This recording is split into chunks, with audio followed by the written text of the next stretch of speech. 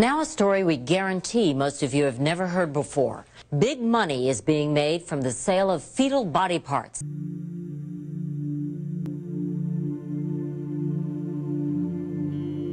A lot of people want intact parts these days because they're looking for specific nodes. AV nodes, SA. I was like, wow, I didn't even know. Good for them. Yesterday was the first time she said people wanted lungs. And then, like I said, always as many intact livers as possible. People just want livers. Some people want lower extremities too, which that's simple. I mean, that's easy. I don't know what they're doing with it. I guess they want muscle. But Yeah, a diamond.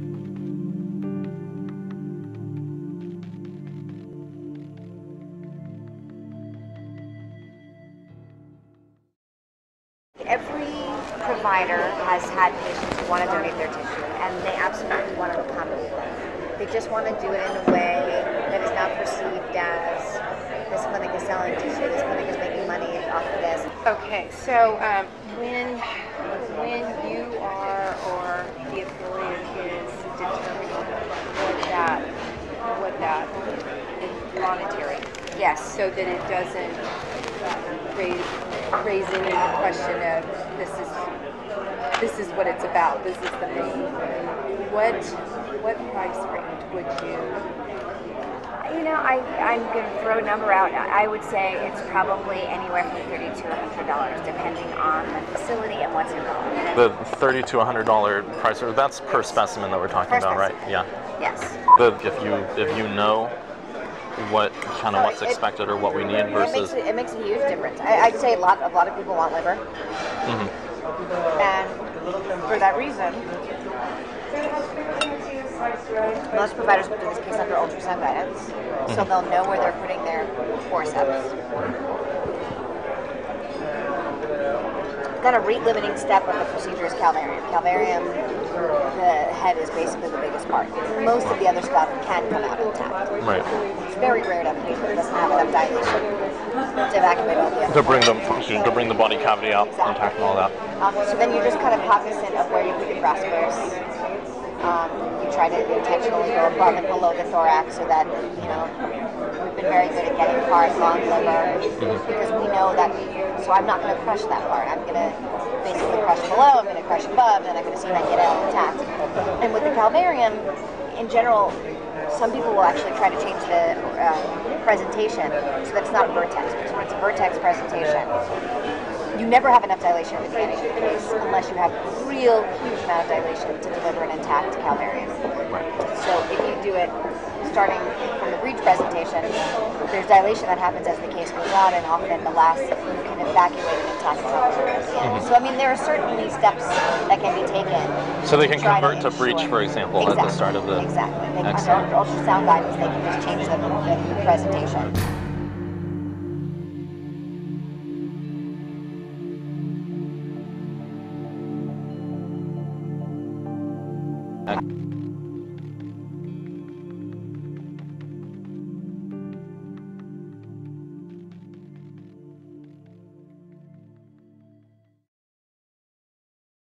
Federal abortion ban is a law, and laws are up to interpretation.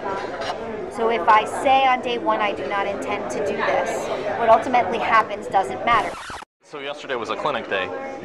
For example, like what did you procure? I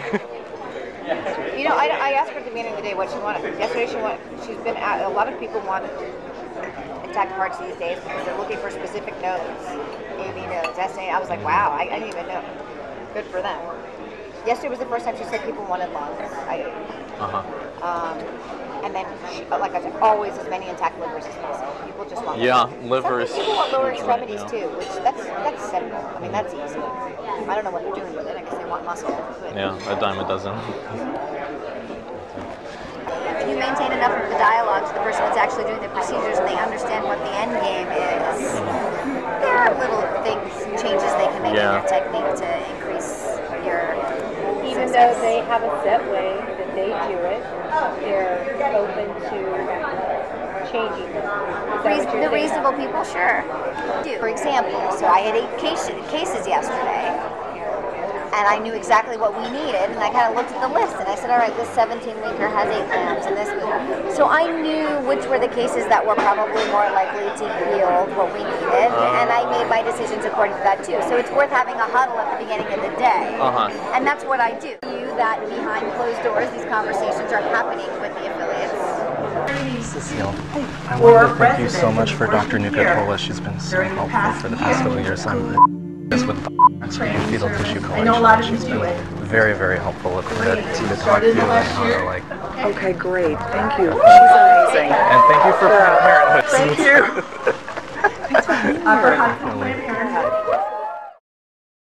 Hello, I'm Cecile Richards, President of Planned Parenthood Federation of America.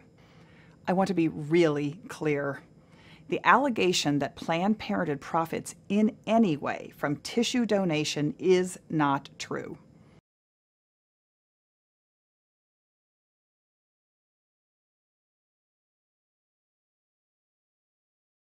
What would you expect for intact tissue? What sort of compensation? What sort of... Well, why don't you start by telling me what you're used to paying?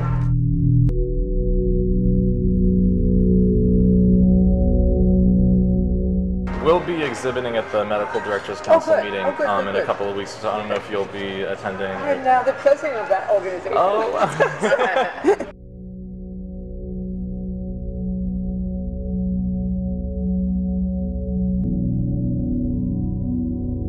So we had just started the conversation, and Susan was explaining they're a startup, that they have been about a year in business. They're a for-profit company that's connecting researchers with people willing to donate tissue. Okay, so I'd like, what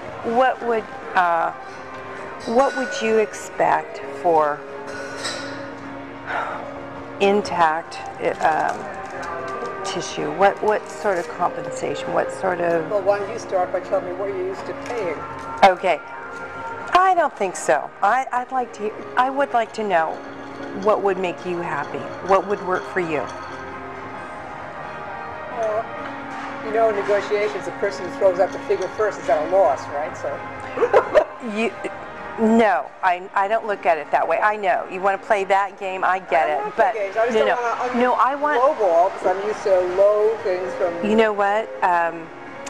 If you low ball, I'll act pleasantly surprised, and you'll know it's a low ball. Okay. What I want to know is what would work for you. Don't low ball it. Okay. Tell me what you really. $75 a specimen. Oh, that's way too low. And that's really way too low. I want to keep you 50, happy. I've been at places that did 50 too. But see, we're not in it for the money, and we don't want to be in the position of being accused of selling tissue and stuff like that. On the other hand, there are costs associated with the use of our space and all that kind of stuff. So what would you think about? Right. So way higher than that. So I'd like to start at around 100. Okay. Now this is for tissue that you actually take, not just the tissue that person volunteered that you can't find anything. Right? Exactly. What we can use, what is intact. So that's why I'm saying no, don't lowball. I want you to be happy. It's complicated by the fact that our volume is so low too. I mean, are you looking at 8 and 9 week specimens or only second trimester specimens? 10 to 12 week, end of the first trimester. If those are pretty intact specimens, then that's something we can work with. So that's an interesting concept. Let me explain to you a little bit of a problem, which may not be a big problem.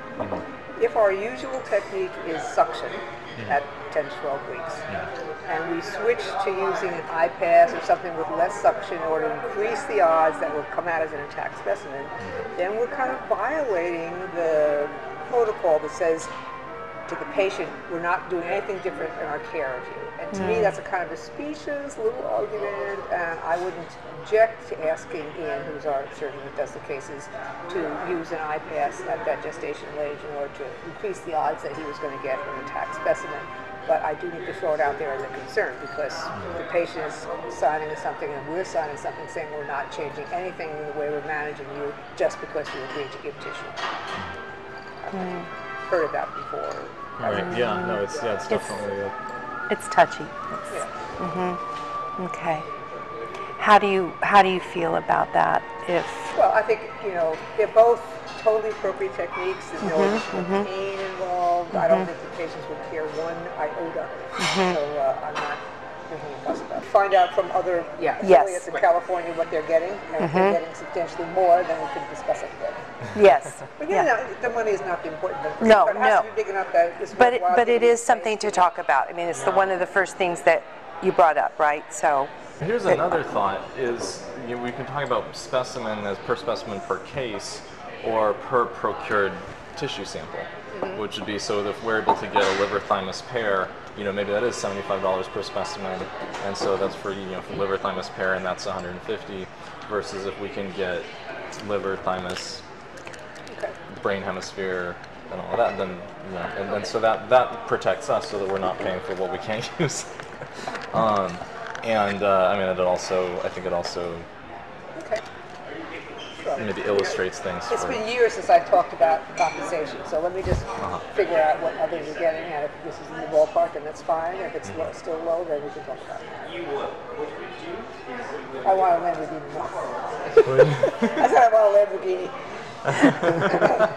Don't we all, right? Yeah, exactly.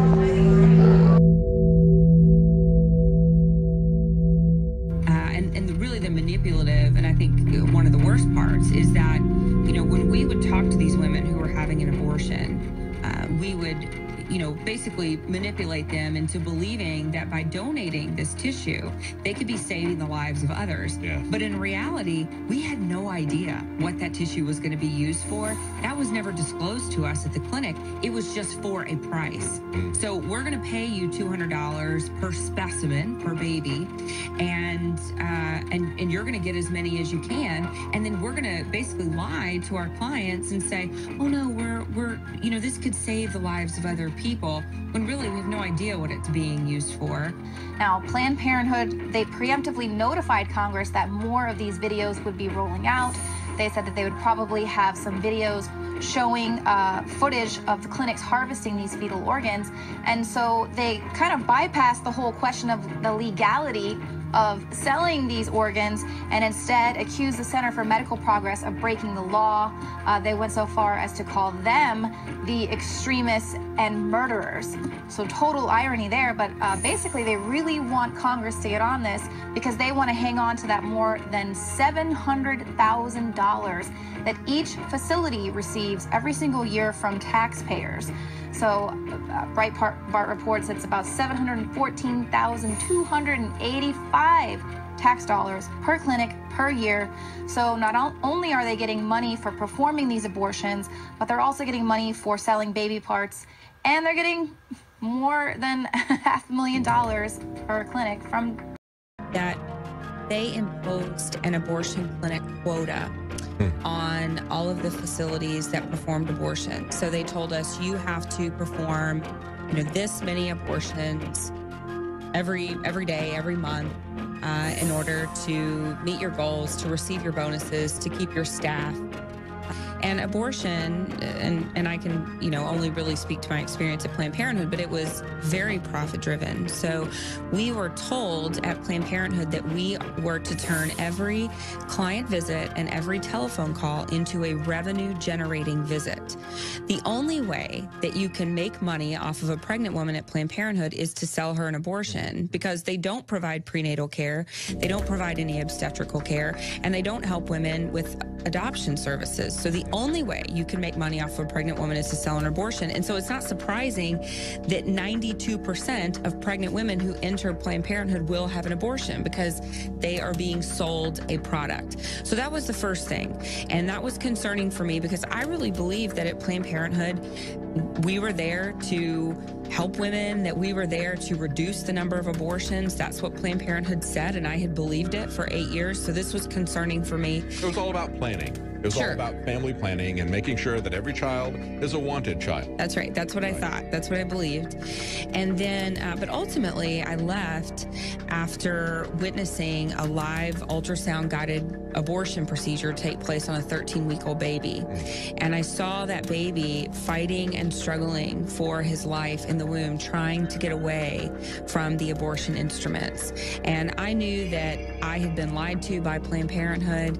And because of that, because I had believed that lie, I had lied to thousands of women who would come through my facility. And so I knew that I had to leave and I had to start speaking out, and that's what I've done.